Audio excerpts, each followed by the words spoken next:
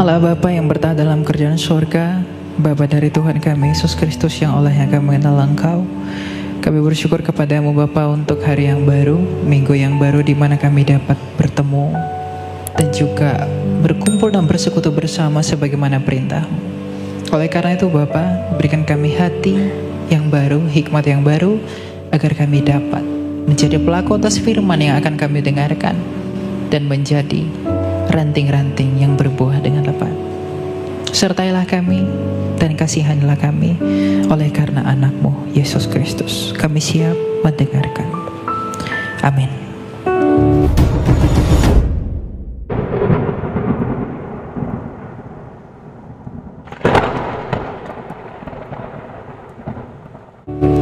Shalom, silakan duduk Bapak Ibu.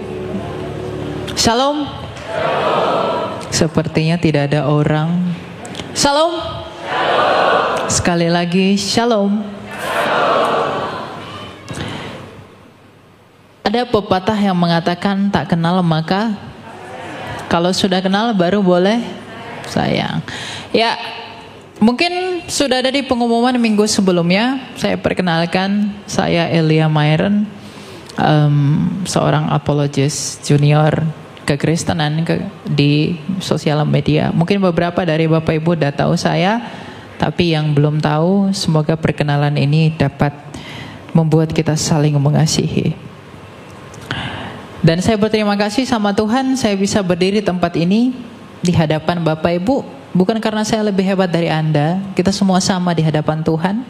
Hanya saja mungkin ini kesempatan saya, dan di hari depan mungkin Anda yang berdiri di sini.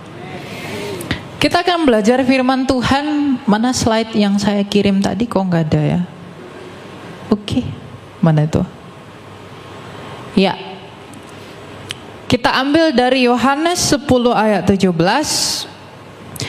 yang berbunyi, Bapa mengasihi aku, oleh karena aku memberikan nyawaku untuk menerimanya kembali. Sekali lagi, Bapa mengasihi aku, oleh karena aku memberikan nyawaku untuk menerimanya kembali. Dan ayat ini saya beri judul Injil Natal menuju salib Raja Mesias. Bapak Ibu yang terkasih, Kristus dengan bangga mengatakan bahwa Bapa mengasihi aku oleh karena aku memberikan nyawaku dan untuk menerimanya kembali. Apakah Anda tahu apa alasan sang Bapa begitu mengasihi firman-Nya yang hidup yang Ia sebut sebagai anak? Karena Yesus Kristus adalah firman-Nya yang hidup, yang sejak kekal berdiam di dalam Dia. Yesus Kristus itu adalah gambaran Allah. Dia adalah stempelnya Allah, di mana seluruh semesta itu bisa dikenali kepada Allah melalui Dia. Bukankah kitab suci telah mencatat, berfirmanlah Allah maka jadilah terang, berfirmanlah Allah jadilah segala sesuatu. Artinya Allah sang Bapa menjadikan segala sesuatu itu oleh firman yang berdiam di dalam Dia. Maka ketika Anda melihat semesta yang begitu agung, Anda melihat karyanya yang luar biasa, tentu puji-pujian datang dari mulutmu memuliakan namanya. Tapi apakah engkau tahu bahwa ternyata Tuhan menjadikan segala sesuatu oleh firman-Nya yang hidup. Dan firman itulah Yesus Kristus. Firman itu telah menjadi manusia dan dinyatakan sebagai anak tunggal Bapa penuh kasih karunia dan belas kasih. Dan sebentar lagi kita akan merayakan perayaan Natal. Kita akan menyambut kabar sukacita. Kabar sukacita Natal, di mana kita akan menyambut kelahiran firman hidup itu. Dan Kristus mengatakan, Bapa mengasihi aku, oleh karena aku memberikan nyawaku. Tapi sebelumnya juga Kristus berkata, ya Bapa, permuliakanlah aku dengan kemuliaan yang kumiliki di hadiratmu sebelum dunia ini ada. Artinya apa? Sebelum Dia berinkarnasi ke dunia ini, Dia sudah dikasihi Bapanya sejak kekal.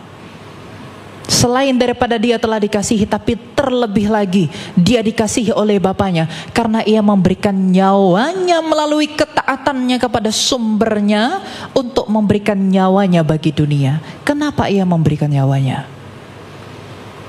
Karena sebuah fakta yang menyakitkan bagi dunia. Ada Injil yang adalah kabar baik karena ada kabar buruk. Kabar baiknya adalah keselamatan telah ditimpakan ke seluruh dunia melalui Yesus Kristus. Kabar buruknya berarti ada kematian. Bapak Ibu, kekristenan bukan seperti filsafat bodoh dunia, di mana Tuhan menciptakan dunia adalah untuk mati. Allah kita sejak semula menciptakan nenek moyang kita Adam dan Hawa untuk tujuan yang kekal. Dia menciptakan dunia ini dengan begitu indah. Dia menciptakan manusia menurut kekekalan, bahwa kamu dan saya itu diciptakan menurut gambar dan rupanya sendiri. Siapa gambar Allah? Kolose 1 ayat 15. Gambar Allah adalah Kristus sendiri. Jadi seluruh insan di dunia ini yang bernapas seharusnya tunduk kepada Kristus, karena kamu dicipta oleh Kristus. Karena kamu dicipta oleh Kristus, dan kita semua dicipta menurut gambarnya yang sempurna itu untuk tujuan yang kekal. Dengan demikian Tuhan menguji, maka kekekalan itu dirusak oleh ulah manusia. Apa yang merusaknya? Ketidaktaatan yang membuahkan dosa. Dan dosa itulah yang membuat kita semua harus mati. Kabar buruknya adalah kematian, dan kabar baiknya adalah kehidupan. Makanya Tuhan Yesus berkata, barang siapa yang percaya kepadaku, ia akan hidup walaupun ia sudah mati. Dan di dalam Injil Natal, kabar sukacita Natal inilah kita berbicara tentang betapa besarnya kasih Allah itu. Ketika kita berbicara tentang Natal, kita harus berbicara tentang salib. Ketika kita berbicara tentang kelahiran, kita harus berbicara tentang kematian. Karena ketika kita berbicara tentang kematian, kita berbicara tentang kebangkitan. Bapak, Ibu, saudara-saudari yang terkasih, tidak ada yang seperti Kristus di semesta ini.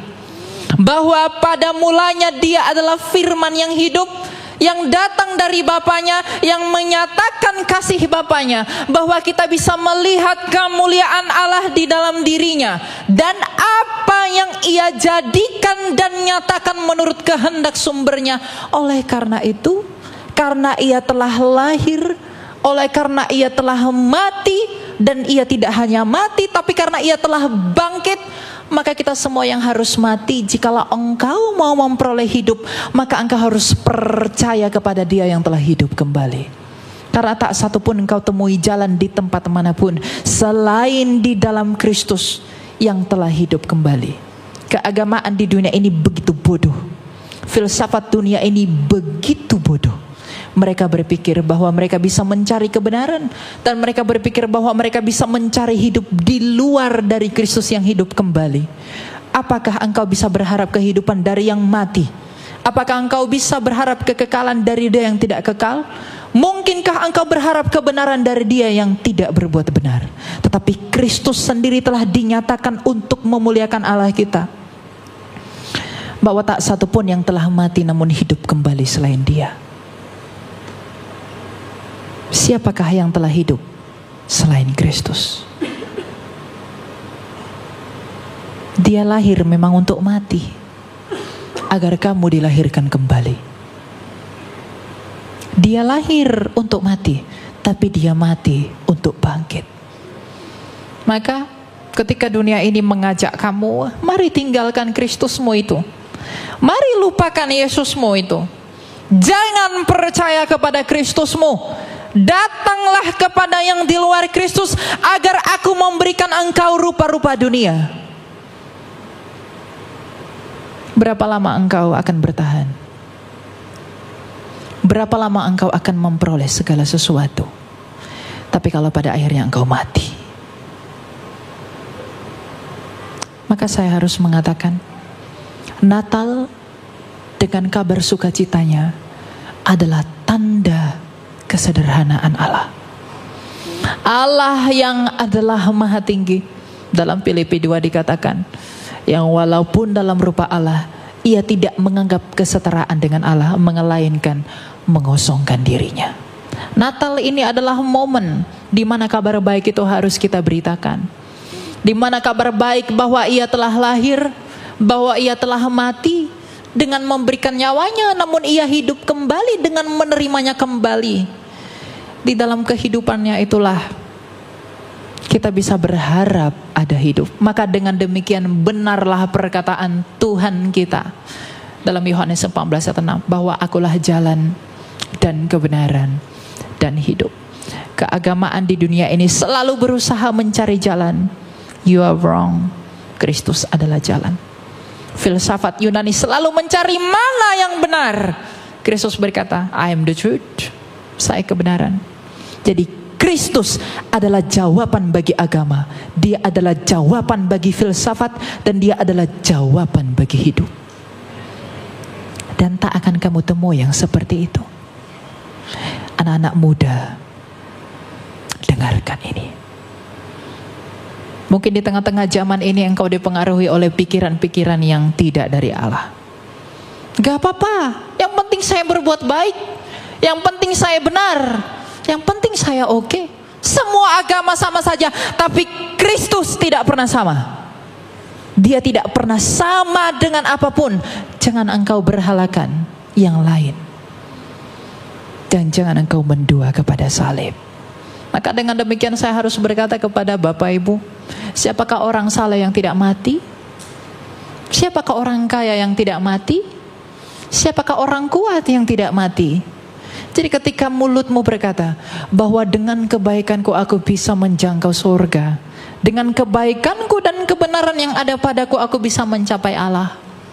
Bukankah orang Farisi begitu taat pada ritual keagamaannya? Tapi apa kata Kristus? Wahai ular beludak.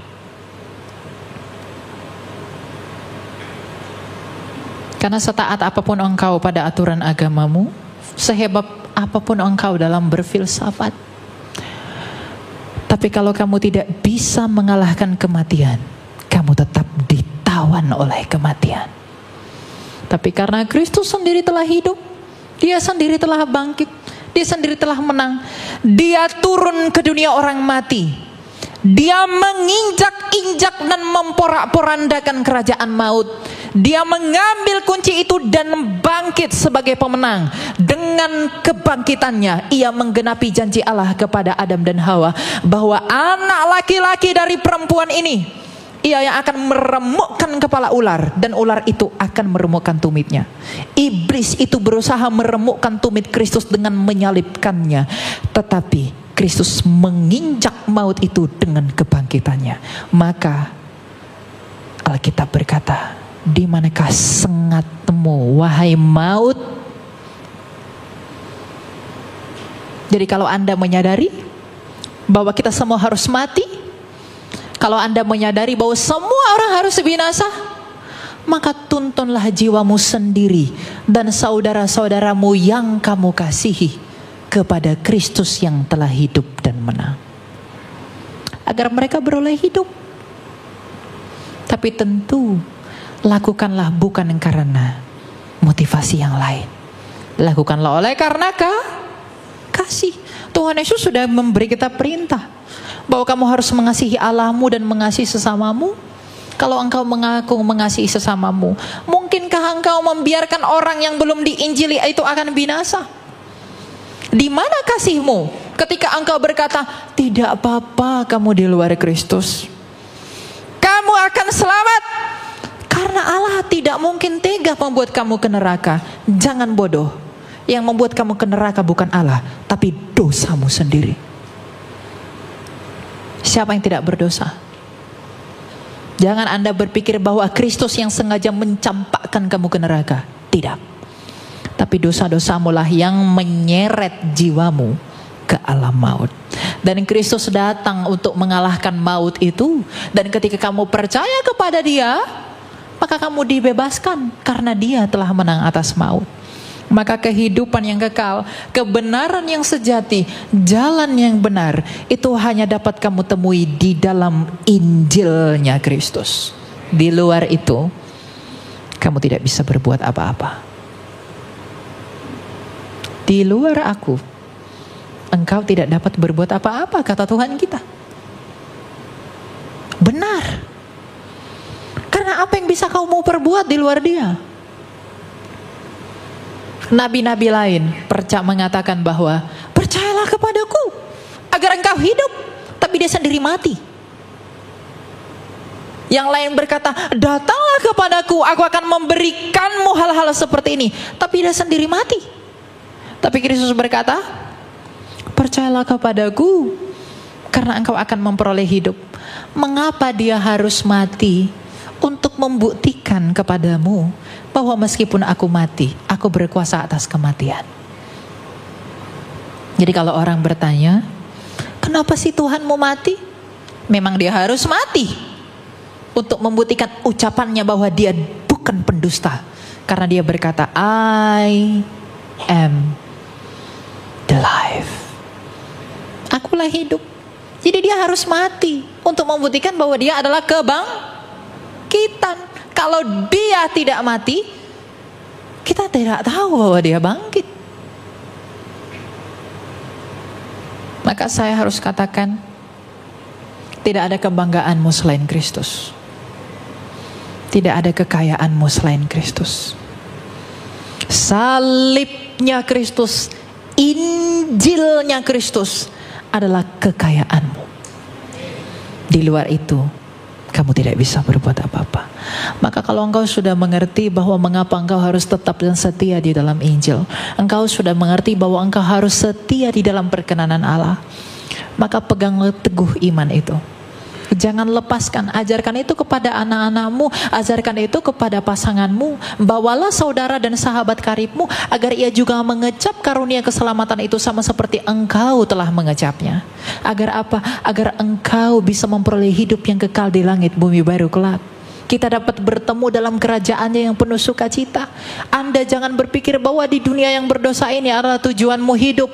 Memang sejak semula engkau dicipta di tempat ini, tapi bukan di tempat dalam keadaan yang berdosa, tapi dalam keadaan yang tidak berdosa. Maka karena Allah itu bukanlah Allah yang gagal, Dia menciptakan manusia untuk tujuan yang kekal dengan kondisi yang suci, tetapi ketidaktaatan manusia menajiskannya. Maka ketika Dia mencipta manusia oleh karena kasih, Dia memulihkan manusia melalui Yesus Kristus juga dengan kasih. Maka Dia menutupnya juga dengan kasih, karena Allah adalah kasih. Allah adalah kasih. Jadi jangan katakan, kenapa harus melalui Yesus? Kenapa tidak ada jalan lain? Mengapa hanya oleh karena Kristus? Yang Dia berikan itu yang paling berharga baginya. Anaknya sendiri yang di dalam Dia, yang Dia hadiahkan bagi kamu. Dia tidak memberikan satu, Dia memberikan segalanya bagi kamu. Karena kamu dicipta menurut gambarnya Dia, maka kamu dipulihkan pun oleh gambarnya Dia. Untuk tujuan apa? Agar kamu segambar dan serupa dengan Dia di langit bumi baru. Jadi Bapak Ibu dan anak-anak muda secara khusus, di zaman ini engkau tidak dipanggil untuk berleha-leha di dunia ini. Engkau dipanggil untuk menjadi alat bagi pemberitaan Injil. Di dalam karirmu, di dalam bisnismu, di dalam pekerjaanmu, di dalam apapun yang kamu lakukan, Injil Kristus harus engkau beritakan melalui buah-buah hidupmu. Engkau harus menunjukkan, dan kemanapun engkau pergi, apapun yang kau lihat betapa besar dan megahnya dunia ini, betapa hebatnya seseorang di sana, betapa kerennya orang di sana, engkau harus memiliki perasaan dalam hatimu bahwa salib itu yang membuat aku hidup. Salib itu yang menjadi kebanggaanku kemanapun kamu pergi.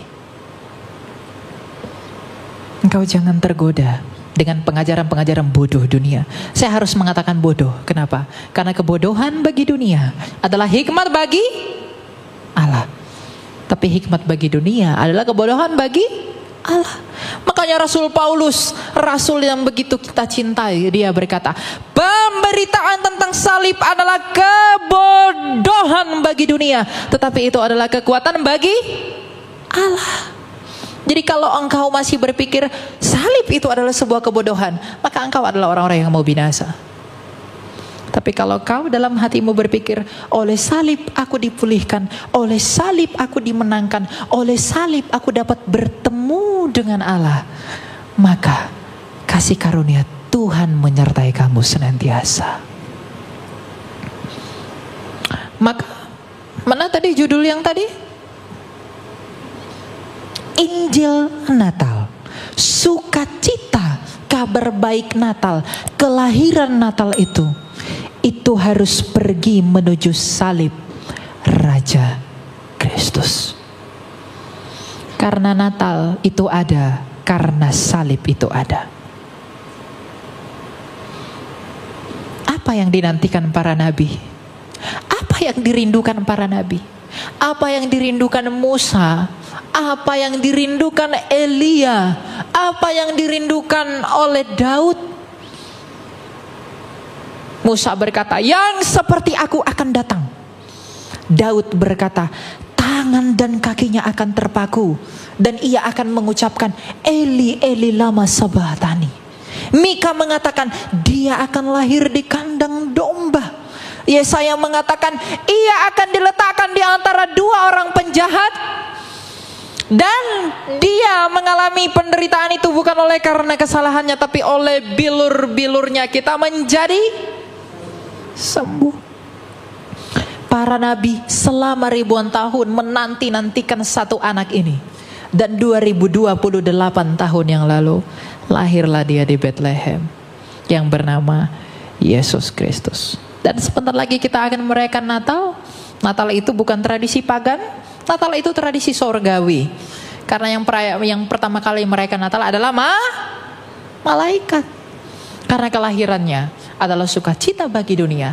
Karena dunia telah bersukacita bahwa dia telah lahir, tapi terlebih-lebih lagi dunia bersukacita karena dia telah mati dan hidup kembali. Makanya ayat yang saya ambil, Bapa mengasihi aku oleh karena aku memberikan nyawaku untuk menerimanya kembali. Di dalam satu ayat itu seluruh tema Injil Mesias itu diberitakan. Karena kasih dia datang, dia lahir. Karena kasih ia mati, karena kasih ia hidup. Maka karena kasih kita dipulihkan di dalam hidup itu. Jadi jangan saya temui di tempat ini Bapak Ibu yang belum sungguh-sungguh percaya kepada Kristus. Sungguh-sungguhlah percaya kepada Kristus. Karena tanpa dia kita bukanlah apa-apa. Cintailah Kristus dengan segenap hatimu. Kristus adalah Raja, dan tidak ada suatu apapun di semesta ini di mana Kristus bukanlah rajanya. Dia adalah penguasa segala sesuatu. Kristus berkata dalam Matius 28 ayat 17-18 bahwa segala kuasa di sorga dan di bumi telah diberikan kepadaku. Sang Bapa yang Maha Kuasa itu telah menyerahkan kepenguasaan dan ketuhanan itu kepada Kristus yang adalah firman-Nya. Maka di hari pengadilan kelak, ketika dia menghakimi, dia mengenali dan memeteraikan engkau bahwa ia adalah hakim, tetapi sekaligus adalah pembelamu. Maka tidak ada kebinasaan bagi kita. Dan jangan kecap itu sendirian. Bagikanlah Injil ini. Kita semua dipanggil jadi saksi, bukan? Siapa yang di sini dipanggil berhala-hala kau di dunia ini? Bahkan ketika Tuhan menciptakan kita, engkau disuruh dalam Kejadian 1 ayat 28 itu apa? Berkuasalah atas bumi ini, beranak cuculah, penuhilah seluruh bumi. Kita menjadi penguasa atas bumi ini. Tapi karena dosa ada, maka dosa yang menjadi penguasanya. Maka agar kembali pada keadaan yang semula, saya pikir ada ayatnya di belakang. percayalah kepada Dia.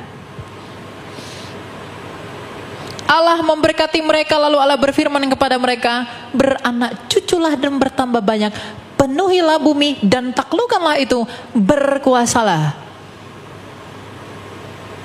atas ikan-ikan di laut dan burung-burung di udara dan segala binatang dan merayap di bumi. Penguasa itu artinya Tuhan. Jadi dia bahasa Yunani kurios. Jadi kita memang adalah penguasa di bumi ini sejak semula. Karena memang kita dicipta di sini, tapi dosa itu telah merusak segala sesuatu. Tetapi salib Kristus, Injil Kristus telah memulihkan segala sesuatu. Karena Ia telah berkata di kayu salib, tete lestai, sudah selesai. Sebagai penutup, pada akhirnya saudara-saudariku yang terkasih di dalam nama Tuhan, ketika Anda sudah mengerti bahwa mengapa Anda harus percaya kepada Kristus, mengapa Anda harus datang kepada Kristus, dan mengapapun Anda harus dipanggil untuk menjadi alat bagi kemuliaan Kristus. Terlebih anak-anak muda, gunakanlah segala talenta yang ada padamu untuk menginjili semua orang. Injililah semua orang di dalam apapun yang kamu miliki. Kamu boleh berambisi jadi kaya, kamu boleh berambisi jadi kuat, kamu boleh berambisi menjadi bijaksana. Tetapi Nabi Yeremia memperingatkan kamu, janganlah kamu bermegah karena kekayaanmu, kekuatanmu, dan kebijaksanaanmu. Tapi biarlah engkau bermegah oleh karena engkau mengenali dan memahami bahwa Allah Tritunggal itu adalah Allah yang penuh belas kasih, keadilan, dan kebenaran. Belas kasih dinyatakan oleh Sang Bapa, keadilan dinyatakan oleh firman yang hidup di dalam salib itu, dan kebenaran itu dimeteraikan oleh Roh Kudus. Maka di dalam kepenuhan Allah Tritunggal, engkau mengenali siapa Allah yang sejati. Maka teguhlah dan diamlah di dalam Injil itu, berbuah lebat dan pergilah ke seluruh bangsa, agar ketika engkau mati, engkau mengucapkan apa yang diperkatakan Rasul Paulus, bahwa hidupku adalah Kristus dan matiku adalah keuntungan. Aku mengatakan hal ini kepada Bapak Ibu bukan karena aku sendiri telah sempurna di hadapan Allah. Aku adalah orang berdosa, sama seperti engkau adalah orang berdosa. Mungkin aku juga adalah orang yang paling berdosa daripada engkau yang duduk di sana. Tapi mengapa aku harus menyatakan ini? Aku menyatakan ini agar di dalam keberdosaanku lah kemuliaan Allah dinyatakan. Jikalau ada tertulis bahwa di dalam kelemahan Rasul Paulus kuasa Kristus menjadi nyata, apakah aku tidak dapat mengatakan bahwa di dalam keberdosaanku lah kemuliaan Allah dinyatakan melalui pengampunannya di dalam Injil.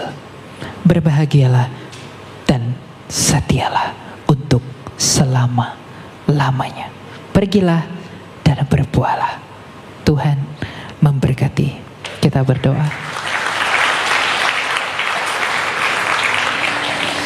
Allah Bapa yang bertata dalam sorga, Bapa yang baik, Bapa yang mulia, terima kasih Bapa bahwa Engkau mengizinkan kami untuk mengetahui bahwa Engkau adalah Allah kami yang penuh belas kasih, keadilan dan kebenaran. Bapa, apa yang telah kami dengarkan, biarlah kiranya Engkau yang memampukan kami untuk menjadi pelaku atasnya. Kami Engkau panggil untuk menjadi pelaku firman. Janganlah kami hanya menjadi pendengar, tapi mampukanlah kami untuk melakukan itu, dan mampukanlah kami untuk mengasihi Engkau terlebih-lebih lagi, agar kami dan di dalam kami kemuliaan-Mu dinyatakan. Kami adalah hamba-hamba dan anak-anak-Mu yang setia. Memang kami adalah anak-anak-Mu yang telah dinyatakan melalui Kristus. Tapi biarlah juga kami dapat melayani-Mu dengan apa yang Kau berikan bagi kami.